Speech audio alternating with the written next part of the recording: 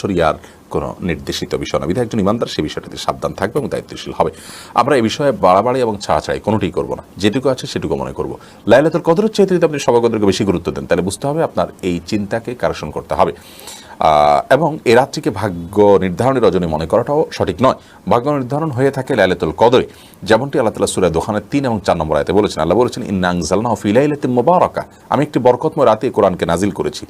ইন্না কুন্না মুনজিরিন, আমি সতর্ককারী কোরআন নাজিলের মাধ্যমে। এরপর আল্লাহ বলছেন, ফিহা ইউফরাকু কুল্লু আমরিন হাকিম, সে রাতে সমস্ত গুরুত্বপূর্ণ বিষয়গুলো ধার্য হয়ে থাকে, ফরক হয়ে থাকে।